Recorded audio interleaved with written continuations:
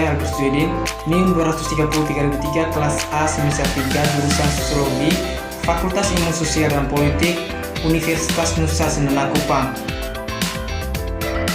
Baik teman-teman, pada video kali ini saya akan menjelaskan materi baru dari buku review ke-7, yaitu Jürgen Habermas, Demokrasi dan Ruang Publik, dari mata kuliah Teori Sosiologi Modern. Dan setelah ini jangan kemana-mana karena saya akan memaparkan video materinya. Selamat menyaksikan.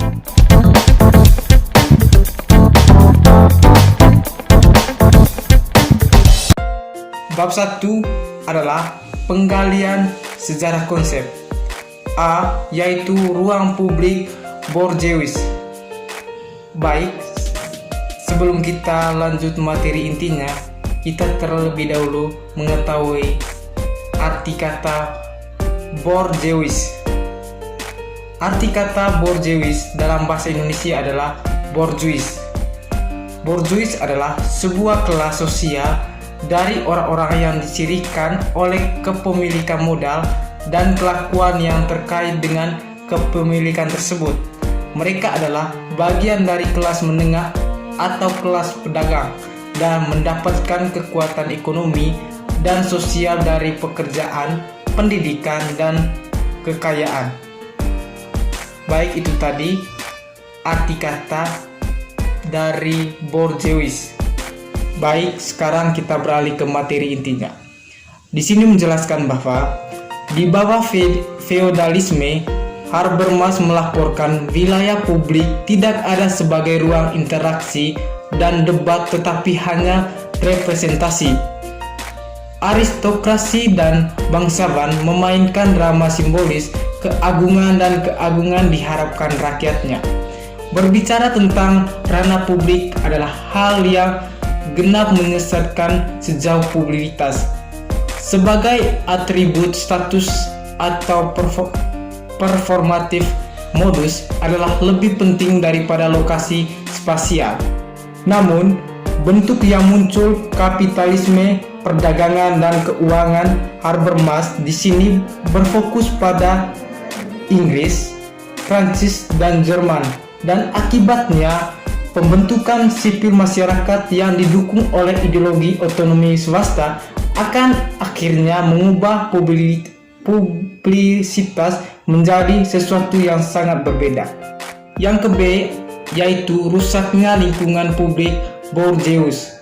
Di sini menjelaskan bahwa bagi Hegel, masalah hak istimewa dan konflik yang sulit dipecahkan dalam sipil masyarakat menghancurkan universalisme dan keabadian di mana publik opini bisa mengklaim dalam sistem Kantian. Dengan Hegel, publik pendapat tidak lagi mempertahankan dasar kesatuan dan kebenaran. Itu merosot sampai pada tingkat opini subjektif dari banyak orang.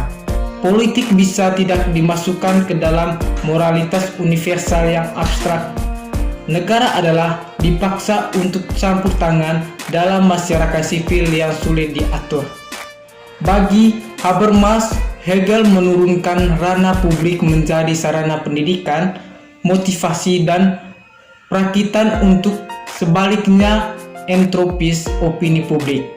Seperti Hegel melihat masyarakat sipil dicirikan oleh keras kepala kontradiksi daripada harmoni kepentingan laten, tetapi sebagaimana adanya terkenal, ini akhirnya membawanya ke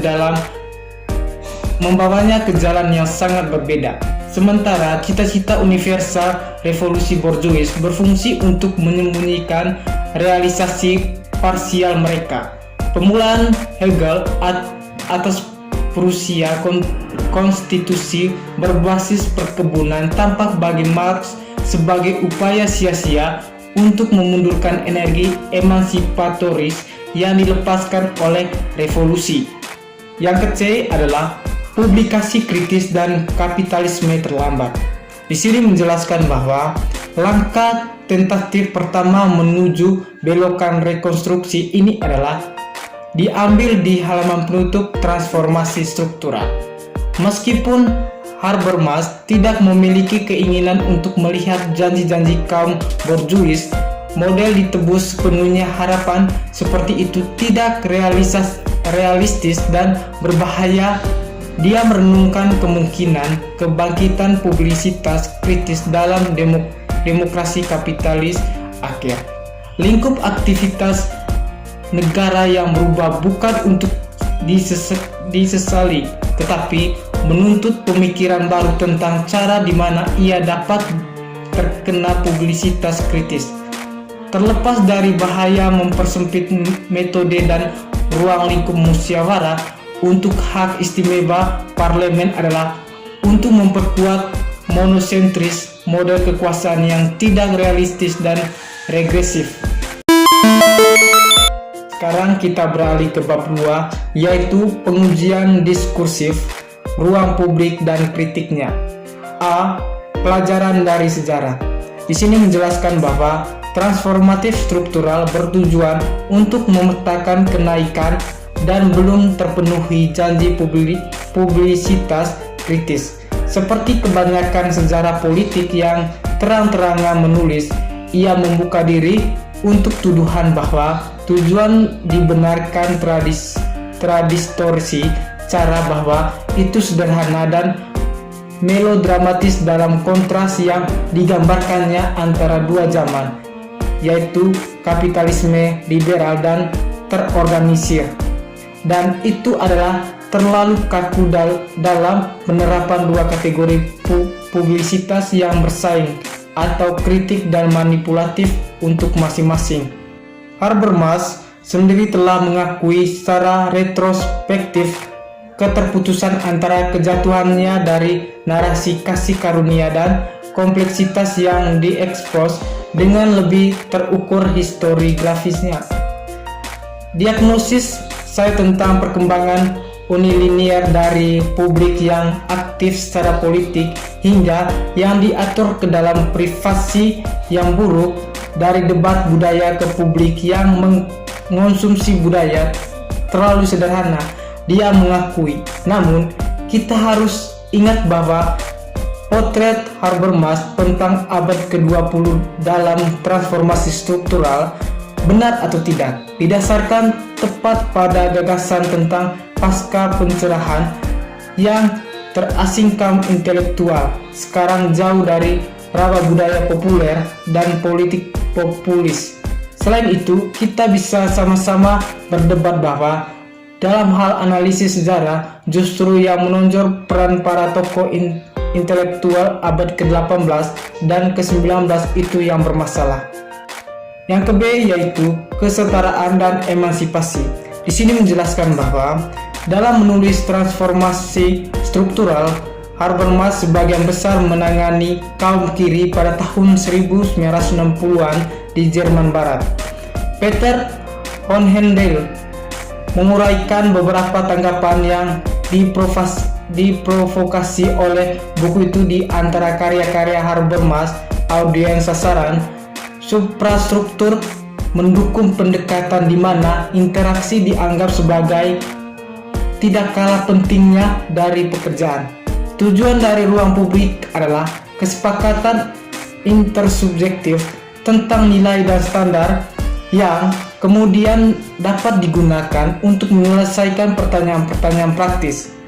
Apa yang dilihat Habermas dilembagakan dalam ruang publik, individuasi, emansipasi, perluasan komunikasi bebas dari dominasi muncul di pekerjaan selanjutnya. Yang ke C yaitu rasionalitas dan perwujudan. Di sini menjelaskan bahwa rasionalisme Habermas memang menjadi target banyak kritikus komentar. Sebagian besar beroperasi pada tingkat filsafat formal. Di sini saya akan fokus hanya pada dua kritik yang melibatkan lebih langsung dengan politik ruang publik. Keduanya menghubungkan pertanyaan tentang rasionalitas dengan dorongan borjuis menuju pelepasan tubuh, tempat istimewa dari kata tercetak dan prinsip ketidakpedulian terhadap identitas. Keduanya menggarisbawahi hubungan ini rasionalitas dan tanpa tubuh. Van Leakage dalam transformasi struktural berkonotasi keterbukaan yang berkaitan dengan diskusi rasional tentang masalah negara daripada kerahasiaan yang sama tersembunyi di balik tampilan mencolok status yang terkait dengan feodalisme atau pesta hubungan masyarakat kapitalisme maju. Baik, sekarang kita beralih ke bab 3, yaitu rekonfigurasi ruang publik sejak transformasi struktural. A, yaitu ilmu dan politik. Di sini menjelaskan bahwa masalah utama bagi Habermas saat ini ditangkap di judul salah satu esainya, The Scintillation of Politics and Opini Publik. Target kritiknya adalah konsolidasi model politik ilmiah, model yang membayangkan serangkaian hubungan antara ahli, pemimpin politik, dan warga negara sangat berbeda dari model borjuis yang dijelaskan di transformasi struktural atau pasca liberal Habermas sendiri yang diradikalisasi model. Ilmu pengetahuan menurut Habermas sangat diresapi ke dalam budaya politik dan institusi demokrasi pasca perang, khususnya Republik Federal. Meskipun itu, intelektual penegasan model saintifik positivisme yang merajalela saat itu yang menjadi sasaran utama kritiknya. Yang ke B, yaitu sistem dunia kehidupan dan aksi komunikatif. Di sini menjelaskan bahwa jika tujuan transformasi struktural ambisius itu adalah tidak ada apa-apanya dibandingkan dengan The Theory of Communicative karya Habermas aksi. Di sini Habermas berangkat untuk mencapai tidak kurang dari yang sistematis teori modernitas dan rekonstruksi fondasi sosial. Habermas adalah cendekiawan elektif tetapi jujur yang mengakui hutangnya kepada tokoh-tokoh besar teori sosial sambil berangkat ke merumuskan kembali beberapa ide sentral mereka. Teori komunikatif tindakan adalah beasiswa yang sangat besar dan sangat kering. Selain itu, konsep ruang publik sangat kritis penting dalam teori tindakan komunikatif meskipun bukan fokus utama analisis. Baik, sekarang kita beralih ke bab 4, yaitu meditasi dari kedai kopi ke kafe internet. Di sini menjelaskan bahwa apa yang membedakan kritik Thomson dari orang lain yang menargetkan logosentrisme ruang publik Habermasian adalah cara yang dipertahankannya fokus Habermas pada imajinasi demokrasi dan masalah legitimasi dan kekuasaan dalam masyarakat kontemporer. Karena itu menimbulkan seperti masalah yang menonjol, saya akan mencurahkan beberapa ruang untuk itu di sini.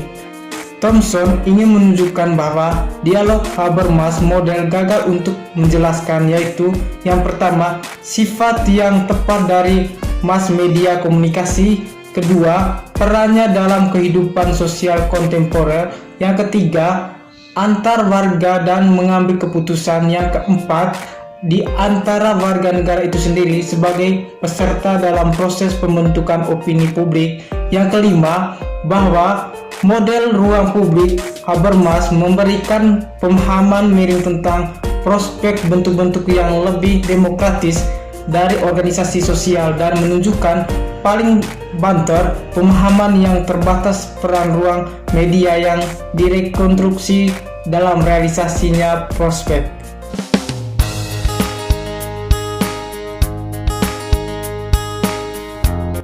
Baiklah teman-teman, itulah hasil materi yang saya bawa pada hari ini. Semoga materi yang saya bahas pada hari ini bisa bermanfaat bagi teman-teman semua. Terima kasih.